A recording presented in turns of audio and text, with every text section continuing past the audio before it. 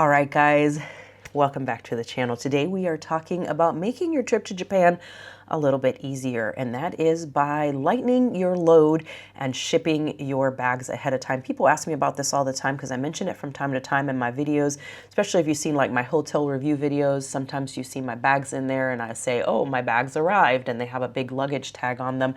It's because I have shipped them ahead to the hotel from the previous hotel. And one of the reasons for this is, look, a lot of people are going to say, you've seen the videos of people, you know, dragging their bags up and down the stairs in Japan, all the different train stations. It's a little bit challenging sometimes. They do have escalators. They do have elevators.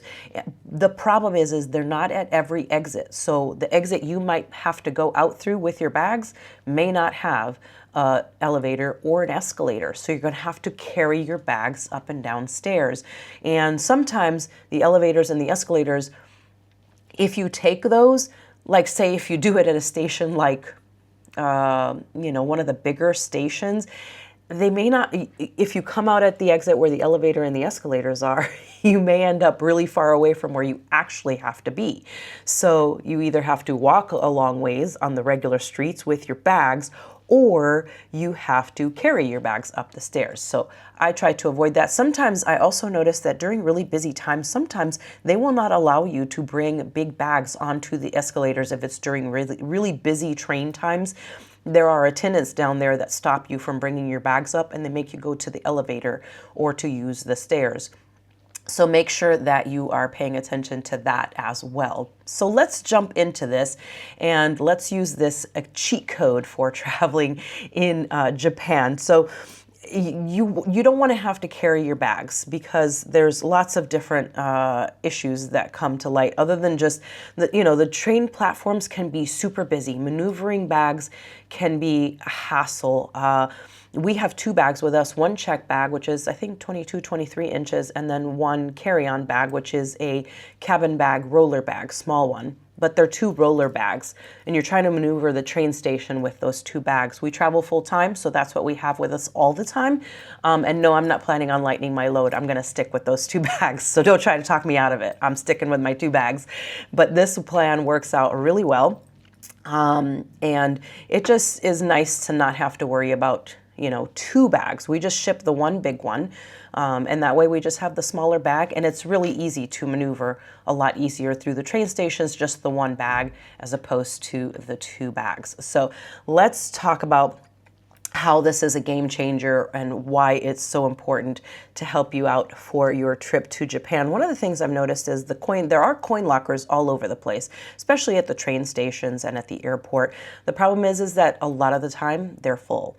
And it's really hard to try to find one that's the right size for the bag that you're trying to store, especially those lower ones. Those lower ones go really fast because nobody wants to pick their bag up and put it into those upper lockers. So those go really quickly. You don't have to worry about that at all. And how does it work? So you can ship your bag when you arrive, say to Haneda, to Narita, to Kansai. All the big airports are going to have Yamato service, Takkyubin counters. So you just go up to that counter and drop your bag off and then ship it off to your hotel. So from the airport, you can ship it to your hotel. And then once you're in your hotel, you can ship from hotel to hotel.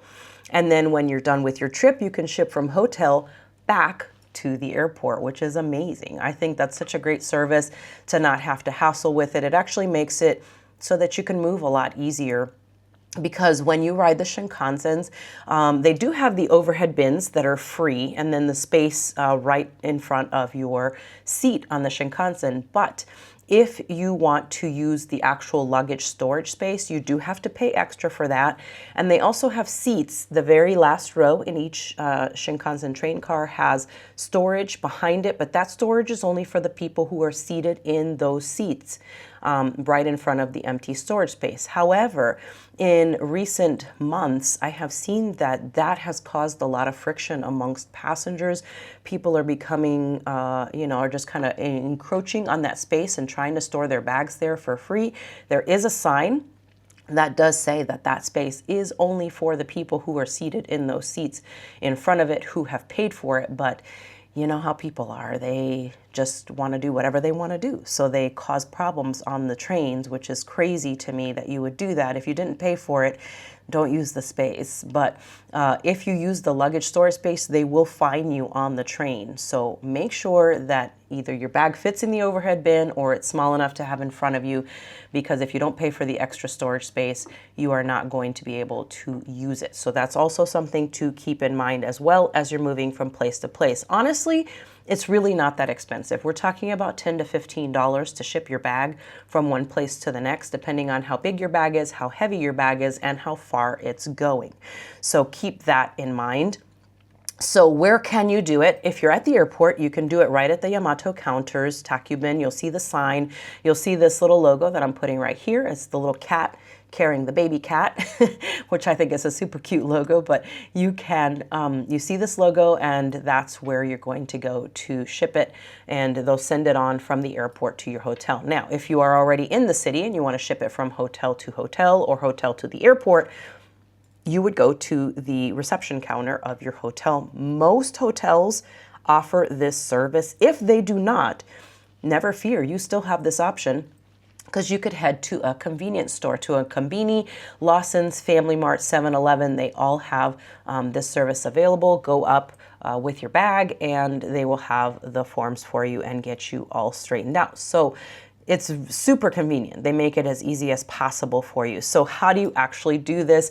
If you are shipping from the hotel, it's super easy, but it's very important. Here's what I do. I go up to the counter. First of all, when I check in, I ask them how far in advance do I need to bring my bag down to ship it from this place to this place. And then they'll tell you it's either 1 or 2 days usually. 2 is if you're going really far. Like when I was in Sapporo and I needed to ship my bag to Kanazawa, it took 2 days to do that instead of 1. But most places, it's just 1 day to ship it. So that's really good. So make sure you know that beforehand. They'll also tell you what time pickup is so that you'll know when you need to drop the bag off, so that it's there before the Yamato driver comes to pick up the bags for the day that you need them to take the bag. The next thing is they'll have the forms, and these forms, what I do is I always have the next place pulled up in the app, or a screenshot of the address from Google, show it to them. It's always a big name hotel generally that we stay at. We don't stay at a ton of boutique hotels in Japan, just because we're looking for a little bit bigger rooms. A lot of the boutique hotels are pretty tiny. For us, as you've seen here on the channel, we generally try to stay at the bigger name hotels because the rooms are going to be a little bit more spacious than some of the boutique and budget hotels in Japan.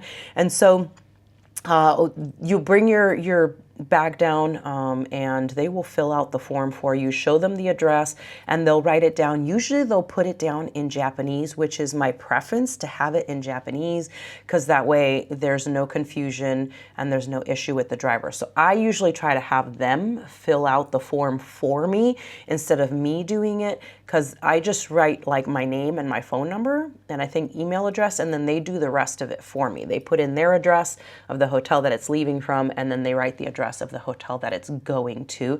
And then they always make sure that if you're sending it from hotel to hotel, that you put it in the name of the person who is registered for that stay. So my husband and I switch because we have loyalty programs that we stay with. So sometimes rooms are booked in my name, sometimes rooms are booked in his. So if we're leaving one hotel and it's booked in my name, but we're going to the next hotel and it's booked in his, then we would put the bags in his name. So that way when they arrive at the next hotel, they know that it's someone that's staying there. They can coordinate that with the booking. And then in most cases, they'll actually already have the bags in the room for you. So when you check in, they've already got a room assigned to you, and they'll just already have the bags in the room, which is really awesome to get there and not even have to worry about getting the bags up to the room. They're already there. And if they're not already up there, they'll bring them up for you as well. So really nice service, and that's super easy. Same thing at the convenience stores, might be a little bit more tricky. Obviously the convenience store will put in their address, and sometimes it's already printed on there, but then you just want to make sure that they can write it for you in Japanese of where the bag is going.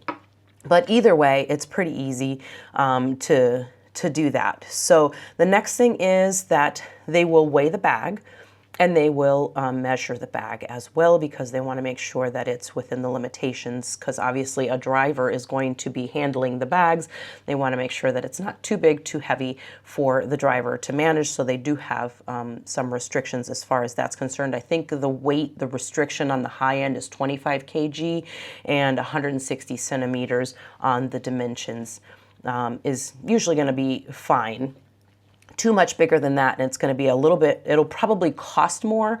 They may still take it, but it's just going to cost more to do that. You can pay with cash, with card, and a lot of times I have been able to actually just put it on my room and just pay for it when I check out with my other charges for my hotel stay. So some hotels will allow you to do that. Some places will only take cash.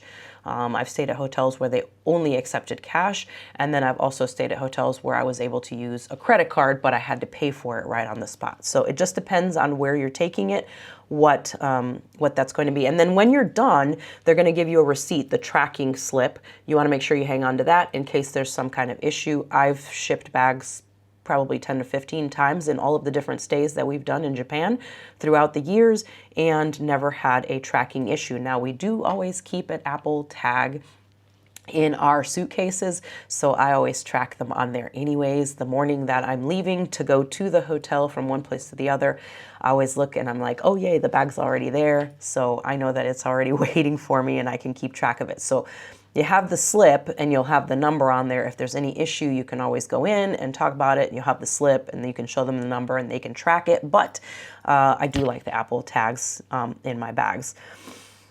How much does it cost? We're talking about $10 to $15, like I said earlier. It all depends, again, on how much your bag weighs, how big your bag is, and how far it's going. The main factor is how much it weighs and how big it is, and then the third factor being, the minor factor being how far it's going. It's usually going to take, like I said earlier, 1 to 2 days, so not too bad overall. But yeah, that's pretty much it. It's really going to make your trip a lot better and a lot easier. Like I said, when you're on those Shinkansens, you don't want to have to hassle with trying to figure out, you know, where am I going to put my bag? Is my bag going to fit in front of my seat? Do I want to lift my big bag in the overhead bin? Sure, the big bags will fit up there. They're pretty spacious. But do you want to lift your big bag up there, and do you want to run the risk? Sometimes the trains can be a little bit shaky. Do you want to run the risk of a bag possibly falling off of there, which would be a really big problem? So make sure that you make your trip really good. Don't worry about it. Ship the bag ahead. You're looking at $10 to $15. And that's peace of mind right there, because you have to pay extra anyways if you're trying to store your bag on the trains. Sure, it's not going to be as much as shipping it, but you're going to have that convenience of not having to maneuver the train platforms with your bags. Hopefully this is helpful for you as you're trying to plan out your trip to Japan. Let me know if you have any other questions about shipping your bag with Yamato Takkyubin in Japan. And yes, by the way, it's also if you're there in the wintertime and you're skiing or snowboarding or golfing, anything like that, they will also ship those as well as if you need to ship things that are iced or cooled. They do have a cooling system that they use as well. I think it's called like Takyu Cool or something like that. So anything, they pretty much will ship just whatever you've got with you on your trip to Japan. So guys, if you enjoyed this, give me a like, subscribe to the channel. Let me know if you have questions down in the comments, and I'll see you next time.